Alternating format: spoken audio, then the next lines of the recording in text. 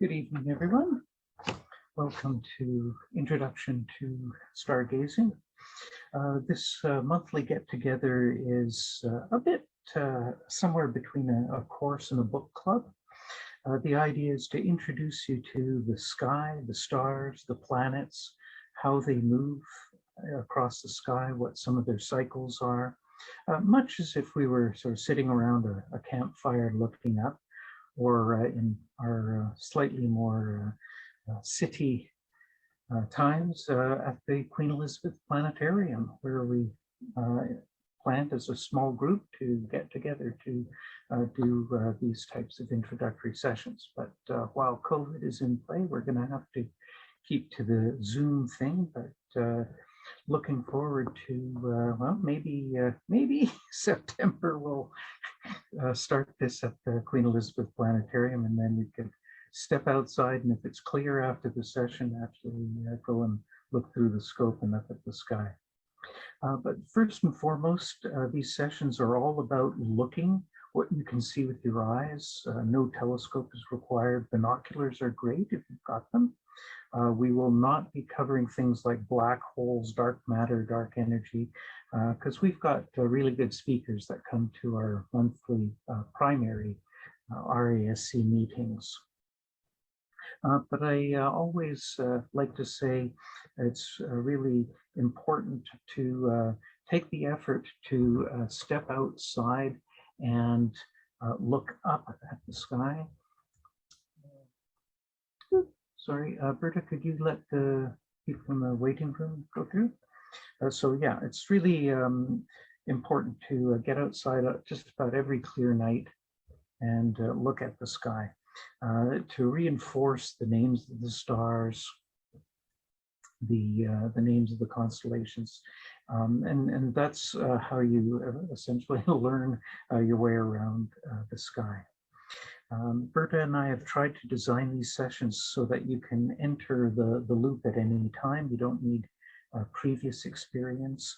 And then hopefully in a year, you can sort of exit the loop, so to speak, and cash in, that's the wrong expression, collect your certificate and pin for the introduction to the universe, that certificate that the national body of the Royal Astronomical Society provides. So there's links to that. There's a small PDF document you can print out, and you can find the link on the website for these sessions, along with the star chart that I will show you momentarily. And then you can get your Explore the Universe certificate. So we do month by month, we try and sort of inch our way through the Explore the Universe program.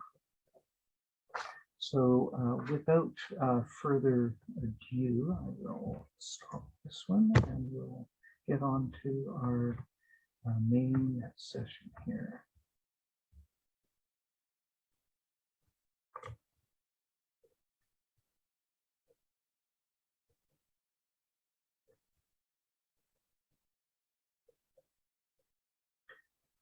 Three, two, one. All right, here we go. So tonight we'll be talking a little bit about what's the names of a few of the prominent stars in our evening sky. We'll look at the moon, some double stars, and a little bit about the sky motion, and we'll touch on some beginner scopes to avoid. Just a quick reminder. So we'll start with things that move in the sky, bright things. And the brightest one is the International Space Station, or ISS for short.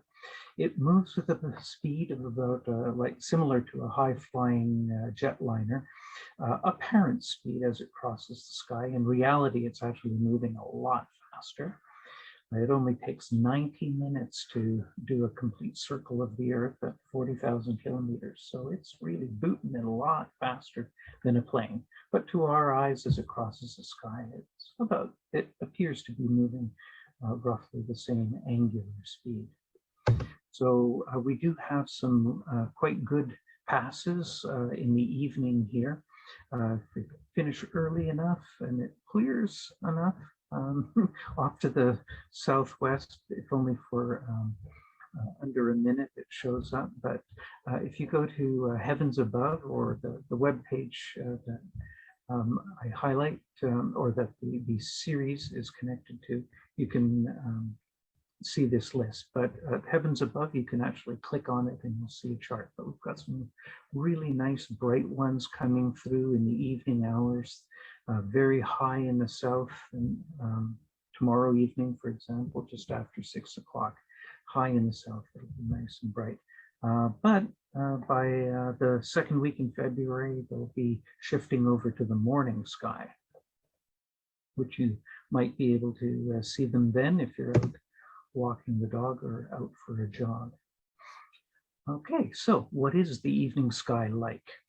This is a map from Heavens Above, and for January 29, it shows the path of the International Space Station. You can see the times here, 1850 and over here 1853. So it does take 3 minutes to cross the sky, a bit more than that. So it if you hurry outside, you won't miss it, even if you miss the first few seconds. So the way these charts work is it's the entire sky, and straight up above your head, in the middle is, right overhead is what the middle of the chart is. If you put the S for south at the bottom of the chart, then that's the sky you will see to the south. If you actually rotate the whole thing so the E for east is at the bottom, then you turn and face east, and you'll see the sky as it looks from that angle. So in the southeast, in the early mid-evening, we see the prominent constellation Orion. It's probably the most recognizable constellation outside of the Big Dipper that's in the sky. There's some important star names that are associated with Orion. There's the mostly famous Betelgeuse, and you can pronounce it any one of 15 ways. No one really knows how to pronounce it, so you can't make an error by saying Betelgeuse. It's the red giant that last year dimmed. It coughed out a whole bunch of soot, and it dimmed the whole thing. The next star just on the other shoulder of Orion is Bellatrix. And of course, those of you who are Harry Potter fans or have had to read Harry Potter to children or grandchildren will have come across the name Bellatrix. And sure enough, the author pulled a bunch of the names out of Harry Potter from the starry sky. Lower down is Rigel, and off just flashing away in turbulence is Sirius. And you can find Sirius by just following the belt stars to the lower left, and it's a bright blue-white sparkling star, the brightest in the sky. Now the sparkles are just our own atmosphere twinkling, or causing the twinkling. Our own atmosphere has a lot of turbulence and mixing layers of different densities that causes the stars to twinkle. So the stars themselves don't actually twinkle. But we're going to be having a little closer look at these stars.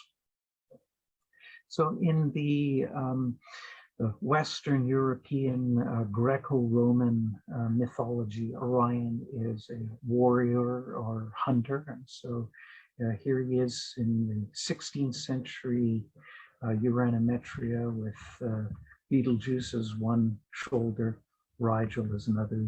Barely see the belt stars in there. But the name Betelgeuse is a form of Arabic, which is armpit of the hairy one. So there we go. Sometimes it's not particularly poetic. a lot of times star names are locations. Oh, it's the left knee of whatever the constellation is. But the good news with respect to star names is that there's only really about 20 or 30 that are really important. And the other sort of 200 plus stars, well, if you're a real name aficionado, by all means, there's plenty of names to memorize. But most of us get by quite well with 20 or 30 of them. So here we are out in the country skies, in this case, the Blackfoot staging area, just on the eastern edge of Elk Island Park. And so I did a selfie as I was shooting some images. And here we see Orion, very prominent in the winter sky. And once again, follow the belt stars. And there's Sirius just coming up over the treetops. One of the really interesting things between Bellatrix up here and Rigel down there is you might think that, oh, Rigel is brighter, therefore it's closer to us. But in fact, astronomers have figured out that Rigel is actually much more distant, a bit more than 3 times farther away. It's a much bigger and brighter star than Bellatrix. So in the end, in our skies, it shines more brightly. When you start looking at other cultures around the world, they see the sky a little bit differently, and partly, especially the north, where everything in our sky would be a lot lower. The farther north you are, the closer to the horizon this would be. And so for the north, it turns out that the 2 stars, Betelgeuse and Bellatrix, tend to come out as a constellation in and of themselves, because this part is still hidden down below the horizon. And so kind of like the name it's given, the old man and orphan boy. And they're often used to tell time. When you see them in the evening twilight, you know the days are getting longer. And instead of being the belt of Orion, quite a few of the Inuit cultures have things like 3 hunters. And in this case, it was 3 seal hunters who went out and never returned. And that's how they ended up in the sky.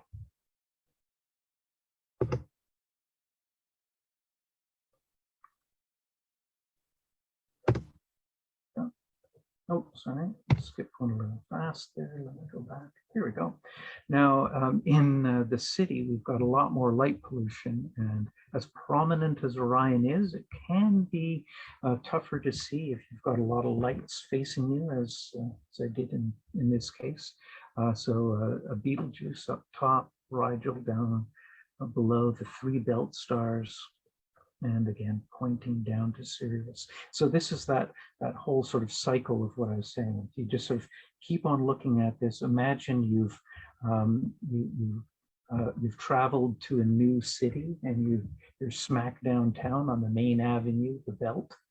And this is how you learn your way around the city. Oh, this avenue takes you to Sirius. You go the other direction, and it will be up towards Aldebaran and the Pleiades, which Berta will be talking about in a couple of minutes.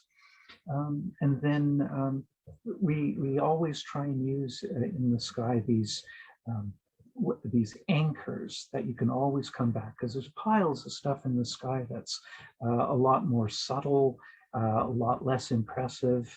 And there's, again, no need to memorize everything. But if you lock yourself in on Orion and go, okay, relative to Orion, it might be tilted sideways one way or the other, depending on the time of year and the time of night. But you'll always be able to follow the 3 belt stars to Sirius. And again, if you go diagonally up from the Betelgeuse shoulder, you'll end up at Castor and Pollux. So this is something, just head outside with the sky chart that you can download off the web from the announcement of this meeting, and go and find it in the sky. Hopefully it clears after this session. So we'll switch over to Berta, and she will talk about Mare Imbrium. Hello, everyone. Can you hear me okay? Yeah. Yes. Yes, thank you. Alistair and I are expecting that you would like to learn about, we are assuming that you want to learn about the universe, and you are following the Explore the Universe Observing program from the RASC. I guess there are lots of you today, so maybe it's the beginning of the year, a new resolution of getting out and observing and learning astronomy. So you are in the right place. Welcome you all. And a good point to start is actually the Explore the Universe Observing program for the RASC. So this program has several sections. The first one is learning your way in the sky and learning the constellations. And so Alistair have just explained the winter constellation, the quintessential winter constellation, which is Orion. And so it's easy to see from the city. Even though there is a lot of light pollution, you can certainly see the body and the belt. And even from the city, on very good nights, I've seen with binoculars the Orion Nebula. So it's a good point, a good place to start. So continuing with the Explore the Universe certificate, the first section, as I say, is learning your way in the sky and learning the constellations. The second section is about the moon. The moon is that wonderful companion that is there with us every day of the month, other than when it's new moon, and it's full of wonders, and it's so easy to observe. And you just, with binoculars, you can learn so much about it, and also learning about the cycle of the moon. When I started astronomy myself 5 years ago or 6 years ago, one of the first things that I found very funny that I've never noticed is that when you see the moon in the evening, it's always a crescent moon. And when you see the moon in the morning, it's always a waning moon. I just didn't know that. I just took it randomly. Sometimes it's out there in the evenings, sometimes it's out there in the mornings. And sometimes it's out there at night, but you not always see it at night because sometimes it rises quite late. So anyway, it's beautiful to just spend some time looking at the moon, keeping up with the cycle, learning the phases of the moon, and following them. And so the Explore the Universe certificate has that part too, about you checking the moon, and it gives you several Mare, so the big features, the darker areas on the moon, those are called Mare.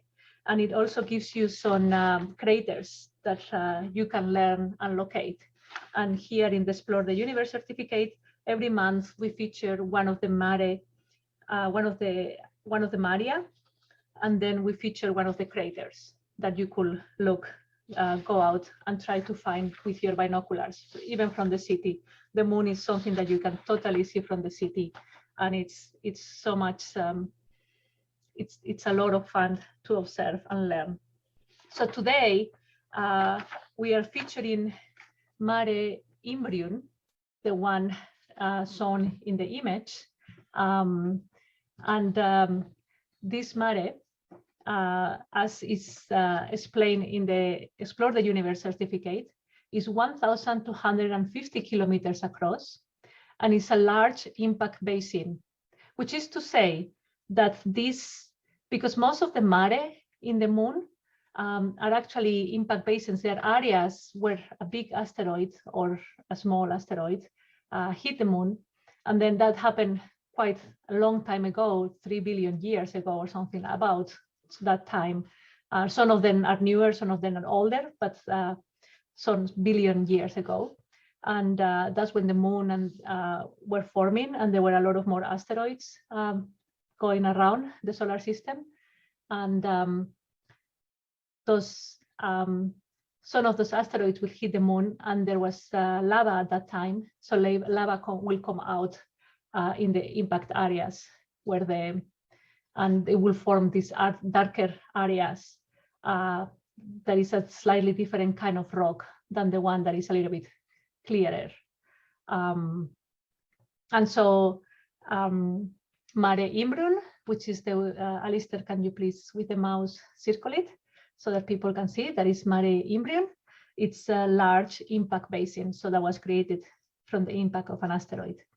In 1971, the Apollo 15 main spacecraft landed on this basin. Two of the crew members from that flight spent 3 days on the surface of the moon, and they had a little rover, and they kind of ran around and took some rock samples that they were brought back to Earth. And so, yeah, astronauts have been there in Mare Imbrium. And it's best observed around the 11th day in the moon cycle. The moon cycle starts at new moon, where it's the day 0. And then as the moon goes through its crescent phase, it goes day 1, day 2, day 3, until it reaches full moon on the day 15 or 16, I think. Correct me, Alistair, if I'm wrong, of the cycle. And yeah, so Mare Imbrium is something that you can see when the moon is approaching full moon, because the moon gets illuminated as we see it in this image from right to left. So at the beginning, only the right area is light, and then as the moon goes over its crescent cycle, it reveals more and more of what we see on the left. Okay, thank you, Alistair. Can you please move to the next? And if anyone has any question, please put it in the chat, and we will do our best to answer. So that was the Mare feature for this session. And now we are going to move to a crater, a lunar crater. Today, we are going to talk about Tycho, which is probably the one that most people actually know, because if you see it close to full moon, it has these spectacular rays that come out of it and make it very clearly visible. And that's again close to full moon. So Tycho is a famous crater featuring spectacular rays that are best observed at or near full moon. And it's best viewed when the moon is around 10 to 14 days old from new moon. So when it's approaching full moon. And this image that I saw in right now is actually how the moon will look in Sunday, February 13. So which corresponds to this cycle. So if on that Sunday you can go out and look at the moon, it will look very similar to this, and you will be able to see Tycho at the bottom of the moon with your binoculars. Let us know if you have any question. Otherwise, we can go ahead. Alistair? Okay, so we continue in the Explore the Universe certificate. The next section is about the planets, but Alistair has mentioned planets today. There is actually not much to see in the sky right now. Maybe Alistair can correct me. I think it's just Jupiter a little bit, but it's only very close to when the sun sets, and then it's basically gone. So we move ahead then to the next section in the Explore the Universe certificate, which is the deep sky objects. So these are, it's a catch-all description applied to some of the astronomy's most interesting sites. And so this now in winter, the sky is full of beautiful, interesting star clusters. And one of the ones that everyone, even if you don't know that much of astronomy, you probably have heard is the Pleiades, or the Seven Sisters, which appear like a group of stars in the sky for those of you who have very good eyesight. And for those of you who are more like me and your eyes are not so good, I just see a fuzzy patch up in the sky. It's almost like a cloud. Of course, if I grab my binoculars, then I can see all the stars I can see the 7 stars individually, but just by eye, I just see a fuzzy cloud from the city. But most people can actually see the stars with their eyes. And so to find the Pleiades, again, we have to come back to Orion, which Alistair has explained. You take the belt, you move ahead until you reach Aldebaran, there is this bright kind of orangey star. And then you can continue from there, and then you find the Pleiades. There's a beautiful sight, and if you see them with binoculars, you can see the 7 sisters that, interestingly enough, have the shape of the Big Dipper. It's almost like a bowl too, like a little saucepan. So my son calls the Pleiades the mini dipper. So anyway, it's a very beautiful cluster. It's known since ancient times, and is best viewed through binoculars or a wide field telescope. Actually, if you look at the Pleiades with a normal telescope, most of the times you cannot see the whole cluster because it's so big in the sky. So binocular is actually the best instrument to look at the Pleiades. This is a slide that Alistair has. Maybe you want to explain this slide, Alistair? Sorry, I have to get to the unmute button. Yeah, this image was taken by one of our relative newcomers, Josephine. She only got into astronomy 3 years ago, but she came at it from the photography side of things, but she didn't know anything about astronomy, but she already knew the Pleiades and wanted to grab a picture of it. So this is what you can do with relatively little experience. One of the cute aspects of the Pleiades is, well, is that it's called Subaru, which of course is, wait a minute, that's the car company. And it's just like, yes, it is. And they named the car company after the Subaru star cluster, because that's the mythology in Japan. And you can see the logo off to the right here is the same shape as the Pleiades, and they have one larger star there because one of the companies is bigger than the other sub-companies which make up Subaru. But artistically, it is very similar to when the planet Venus passes by the Pleiades. So yeah, it's a cool thing, but just about every single culture around the world has got some story with the Pleiades, and it's usually a group of sisters. Okay. Okay. So if we move to the next slide, I think we have skipped one slide. Oh, yeah, sorry. thank you. There we go. Thank you, Alistair. Yes, so then staying in the same region of the sky, and these nights, it's been cloudy, but the few nights that I've been able to look at the sky these days, which is normally around 9 o'clock for me, the Orion constellation still was a little bit on its side on the east, and Taurus, the constellation Taurus, which follows Orion, goes ahead of Orion towards as you move from east to west, and it's a little bit above. So that constellation Taurus, or the bull, it's very close to Orion. Again, you take the belt of Orion, go ahead and find this brilliant star in the sky called Aldebaran, which is a little bit orangey. And then around Aldebaran, there is this beautiful group of stars called the Hyades. It's another open cluster, as well as the Pleiades, but it's not as concentrated in it occupies a bigger area of the space. And from the city, you probably want to use binoculars to see them because you won't be able to see them otherwise by eye.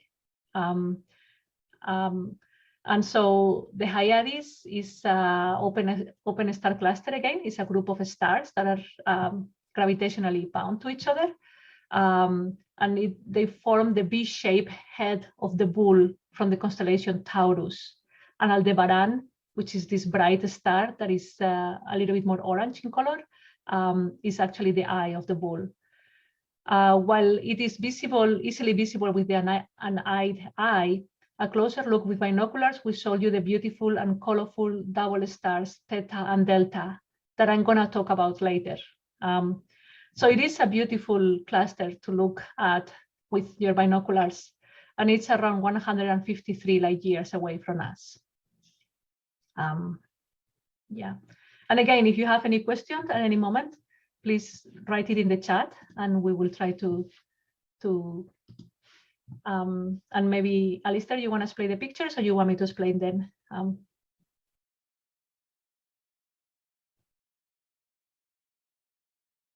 Sorry, you go ahead, that's okay. Okay, so in the first picture, these pictures are both from Alistair.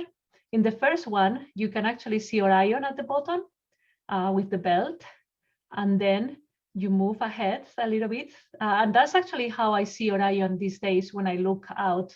It's in the east, and it's a little bit tilted on the side, so it doesn't appear straight. It's actually a little bit on its side, like in here. And then if you move a little bit towards the west, but especially more like up in the sky, you actually find the Hyades, which is this beautiful cluster that Alistair is showing right now, with a little bit more yellow star, which is Aldebaran, which is a little bit brighter right there. And then if you go ahead and move a little bit further, you won't see the Pleiades. So again, from the city, you won't see as many stars as in this picture. And I also want to mention that the color of the stars, when I say Aldebaran is actually yellowish, it's actually easier to see the colors of the stars with binoculars, and even easier with telescopes. So when you look at the stars with just your eyes, the color of the stars don't come as clearly for most of them. Aldebaran is a little bit yellow, but once you look at it with binoculars, you see it clearly a little bit more yellow than the rest. And then if you see it with a telescope, it looks even more yellow. So I guess, and once you've seen it yellow, then I guess it stays yellow in your brain, even if you look at it with your eyes. Yes, and so the second picture, again, has a close-up of the Hyades with Aldebaran, the yellow, and so you see the V shape, the very clear V shape of the head of the bull, okay, with, and then you can see Aldebaran, which is the brightest star, and then the one at the tip of the V, which I forgot it was, I don't know, anyway, Alpha, Delta. And then there are two beautiful doubles, the Theta that Alistair is showing right now, and Delta on the other side of, on the top. Yeah, yeah. And so those are two beautiful double stars that you can get in the field of view of your binocular. When you look at them, you can see both of them at the same time. And then when two stars with different colors are very close together in the sky, the colors actually jump at you even more clearly. And so, for example, Theta, the two that I've mentioned at the bottom, one is blue and one is yellow. And when you look at them with binoculars, you can clearly see, you can see the colors almost as clear as in this picture. Of course, the images make the colors even more prominent than in your eyes. I think that's that. Oops. Sorry. And okay. Whoops. And so while Alistair goes back to the slides, I'm just going to mention that the last section in the Explore the Universe certificate, it's about double stars. Double stars sometimes it's just stars that are very close together in the space. Sometimes they are together because they are actually physically linked to each other and they orbit each other. And sometimes they are just together because they happen to be aligned with us as we look at them from the Earth, but sometimes they're actually very far away from each other. It's just that we see them together because of the geometry of the position on the sky. So double stars can be fun, especially when they have different colors, because that's when you see the colors very clearly. And Theta 1 and Theta 2 in Taurus, which is the ones that we just mentioned in the slide before, are actually a nice double to try to look at. because they are located between, again, alpha and gamma, which are Aldebaran and the one at the very tip. And they have a beautiful color difference. All right, and I think that's my section. Again, if you have any. Oops, not sure what happened there. Sorry about that. Yeah, then my computer seems to be clicking a little faster or slower. Anyways, we're at the section where we talk about how things move in the sky, and one of the starking things to know about the sky is a circle. The full sky is 360 degrees, and of course, it's to an average person on the street, 360 is a kind of an odd number, unusual number, but people figure that it was chosen because we have 365 days in a year, and so that the 360 makes a really good number for a circle, because from a math point of view, you can separate this out, whether it's a circle or a pie, into all these nice clean divisions without talking about fractions. Because if you did 360 divided by, or if you did 300 degrees divided by 12, you go, I'm not sure what that is. So the 360 works out really well for that. So that's the key reason. It seems that's how we got that number. Other angles in the sky that are really important, we start off at the horizon, and 1/4 of the circle turns out to be 90, but each quadrant, which is quad, again, 4 of those make up a full circle. And so each one is 90 degrees. The direction that's straight above us has a special name to it. It's called the zenith, or zenith. I'm not sure exactly how to pronounce that, actually. And the very common ways that a typical amateur astronomer will refer to as degrees is 30, 45 splits the sky in two, is halfway up. 60 is a long way up, and anything above 60, you're really cranking your neck to see straight up to the zenith. And so in many astronomy books, you will see the word zenith around. But there's a really convenient way of measuring distances in the sky with your hand, and you need your outstretched hand. And it turns out this works for everybody, whether you're a 4-year-old or a 7-foot basketball player, because the taller, bigger person has a longer arm.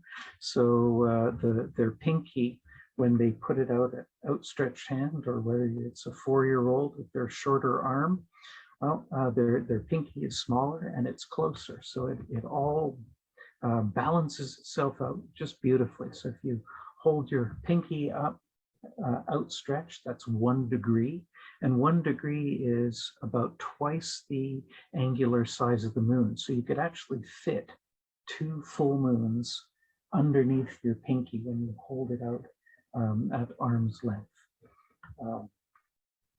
5 is about a binocular field of view. 10 is very useful for counting, of course, because you just hold your fist out and you can tilt it sideways so it's vertical, and you can just go 10, 20, 30, 40, 50 very nicely. And the 25 for the outstretched thumb and pinky gives you 25 degrees. So even if you don't carry around a protractor with you, I don't know anybody who does these days, you can still approximate distances, angular distances, by just using your hand at the outstretched and we find that very convenient. So for example, the halo picture that you saw around my head that we'll get back to at some point, it's 22 degrees wide. So if you stick the sun at one end of your fist, the outer edge of the halo will come around that side of it. Half of it's, oh, sorry, you'll need two of these, what am I saying?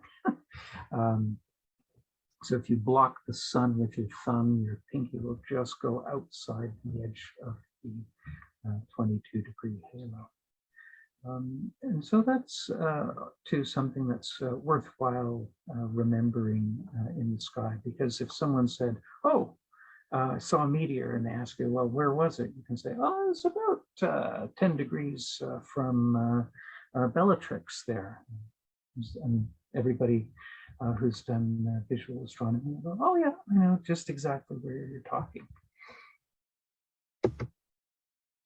I'll just move into a very short piece here, just in case you're relatively new and you haven't seen our annual what to buy for telescopes and what not to buy. These are the two tougher ones that are very popular. Costco sells a bunch of these, but they're actually these mounts here with the knobs for moving them. They might look cool, but they're actually fairly cumbersome to use. And if you do happen to have one of these telescopes, all is not lost. There's good ways of making them work, but that's a whole nother thing. If you do have one of these scopes and you'd like help using it and finding out a much easier way to use it than twiddling with these knobs, drop me a note on the Facebook channel, and we'll find somehow to get to help you with that. And here are, just as sort of reference, a couple of very reasonable telescopes at very reasonable prices. These collect a decent amount of light.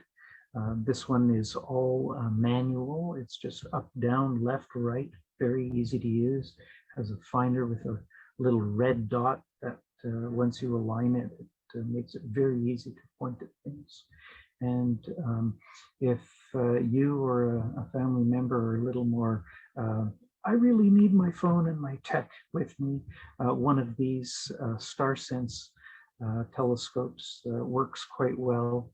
You just plop your phone on the adapter, and it will actually tell you, oh, point more to the right, point more up, point more to the left, point a little bit more up, and it'll actually zoom in on the object that you've requested, or that is in part of its guided tour. So those are, and the optics of these, both of these scopes are really quite good, and you're sure to get some very decent mileage out of both of these telescopes. For example, like this one here, although mine doesn't have the base, the same sort of telescope that looks like this, I still have mine from 1975, still works just fine, no problem. So with that, I will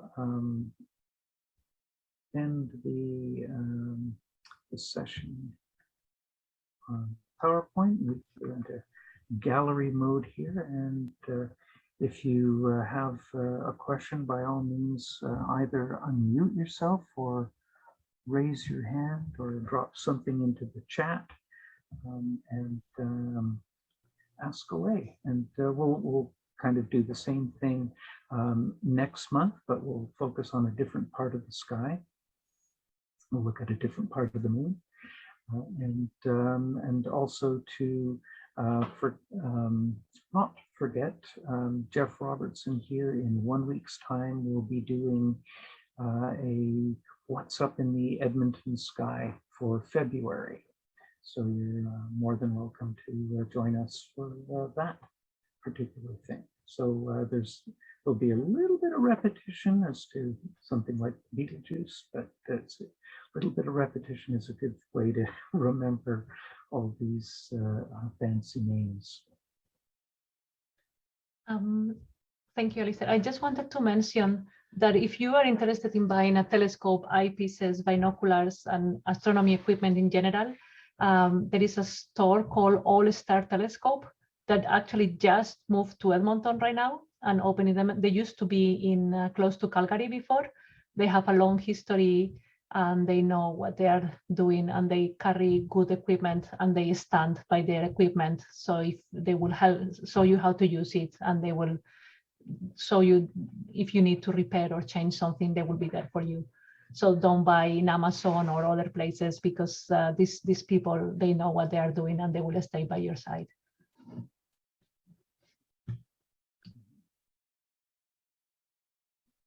Yeah, and as Jay mentioned in the chat, we at the Royal Astronomical Society of Canada Edmonton Centre, we have a Lunar Scope program. So you can actually get into the queue and borrow a telescope for free and try it out. So there's some options in there, but yeah, binoculars are a good way to go to start with. Oh, for those of you who are asking, I've put the link to the store. It's called allstartelescope.com. That's the link of the store here in Edmonton. I just put the link in the chat. And they actually just moved to Edmonton, so now they have a storefront in Edmonton, so you can go and talk to them. Okay, I just unmuted or allowed people to unmute themselves, so by all means. Reflector or refractor telescope for beginners. That is a matter of taste, I will say. I started my first telescope was a refractor. It's kind of like the one that Newton, like you imagine Newton using, one of these long ones. Good refractors suffer from aberration because it's all lenses, whereas a reflector has a mirror. They uses mirrors and refractors use lenses. Lenses suffer from aberration, so you see the colors of the planets and some colors in the sky a little bit. You see, when you look at the moon, you see fringes around with colors. But a refractor, on the other hand, is easier to maintain. So, and they're smaller. I don't know. I like my 4-inch refractor, but I also have a reflector now, a Dobsonian, a 10-inch Dobsonian. It certainly gives me much better views of things because the colors are more true. But you have to collimate it and things like that. I don't know if Alistair has something to bring to the. Yeah, the question, it's like asking, so what's the best car to buy? So like, it depends. And so some of it will depend as well on where you're situated. Like if you're if you live in a condo or an apartment with a balcony, you'd probably find a refractor on a tripod to be a good choice. Things to be very mindful of are how heavy something is. A lot of people will, oh, bigger is better, until they realize after a couple of times carting it up and down a flight of stairs that no, that was a bad call. So it depends on that. It also, some of them are not particularly well suited for people with neck or back issues, because you have to sort of turn and look through the finder. So that in that case, the higher tech gizmo that you just push the telescope to and let it do the pointing is a really great way around having neck issues, because then you're only just leaning forward to look through the eyepiece. So it's a very different choice of telescopes depending on what you're doing and your sort of life situation with respect to moving things around. But again, this is maybe for you, for those of you who say, well, I don't want to spend too much money on one and then the other. And again, the loaner program in the RASC Center. So if you look for the RASC Edmonton, Royal Astronomical Society of Canada, Edmonton, there is a tab up there that says loaner program. And they do have both kinds of telescopes. So you can actually borrow them for a month and give them a try. I personally started with refractor, 4 inches refractor, which is I can just lift it with my hand, bring it out to my backyard and then put it back in my garage, and it's just fantastic. Then I move to a 10-inch Dobsonian that is very heavy, and it gives me much more beautiful views. But then a lot of days I find myself using my little one again, even though the views are a little bit, they suffer chromatic aberration, but it's just so easy to set up that I don't want to move the big guy around. So the big guy, I keep it for when I go out to a dark sky. And a number of people have what are basically called spotting scopes. There may be 30, 40 centimeters long, with a lens in the front and a single eyepiece sort of permanently attached. Great for birding, and you can use that for looking at the moon, for seeing the crescent phases of the planet Venus, which actually in the morning sky is a nice thin and large crescent, so very easy to see. And a scope like that, you can just, like Berta said, pick up, plop out on the balcony, and look. Even at -20, it's then, okay, I've done my 5 minutes, hurry back inside, and you get a nice little session there with the sky, something that you just don't want to do or can't do with a bigger, more cumbersome telescope. Sometimes those are much more effective tools, and you'll actually find most astronomy people, once they get past sort of year 10, they typically have 2, if not 3 telescopes. And it's sort of like, oh yeah, I've got my big one for doing galaxies, gas clouds out at a dark site. And I've got my smaller, much more portable one for just pulling out onto the driveway, having a quick look at Venus or the moons of Jupiter. The small telescopes will let you see the moons of Jupiter as well. You just have to recognize that the smaller the telescope, the more limited it is in what you can see. But things like what Berta just showed about the Pleiades works beautifully with a small telescope.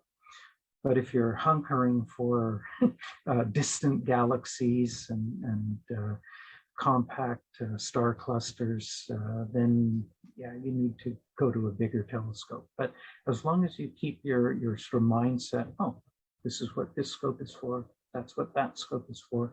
And I've got a really mini one that's literally about the size of a toaster. And that's great for a family camping trip where I don't have the room to bring a big telescope, so I can just squeeze that small one in, plunk it on the picnic table, and tour around the sky. And that's a wonderful way of spending a night out in the parks under a dark sky. And it's no better, no worse than the other instrument. It's just different, and you look at different things. And I just want to mention that, like Alistair said, most people who are very interested in astronomy and have been doing it for years have 2 telescopes or sometimes 3. But I haven't seen yet a person who has been doing astronomy for a long time and doesn't have binoculars. I know most beginners skip the binoculars phase and they say, who cares about binoculars? I want a telescope. But binoculars can show you a lot of things from the city, and they are so easy to use. And just to learn the sky and to do the explore the universe certificate, you can do it with binoculars only. So don't think that binoculars cannot give you they're a wonderful thing to have. They're much cheaper than our telescopes in general. I mean, of course, they're very expensive binoculars, but yes, yeah. Yeah, and for things like lunar eclipses and solar eclipses, binoculars are my favorite instrument to use, because you're using both eyes and it gives you a nice area around. It's a wonderful way of seeing a lunar eclipse, binoculars. And likewise, especially out under a dark sky, you just slowly scan down the Milky Way, and it's just absolutely mind-blowing. Yep. Okay, well, if there are no more questions, then I will call this evening's session to a close. I wish we could go outside all together and point out stuff, hopefully this fall, but next time. As I said, 1 week from now, Jeff Robertson, What's Up in the Sky This Month, along with a bit of history of space program. And then, of course, second Monday of the month, the next meeting of the Royal Astronomical Society of Canada. In the meantime, if you've got any questions, like I said, ask on Facebook, and we'll be sure to answer at some point. So have a good night, everyone. Thanks for joining. Bye.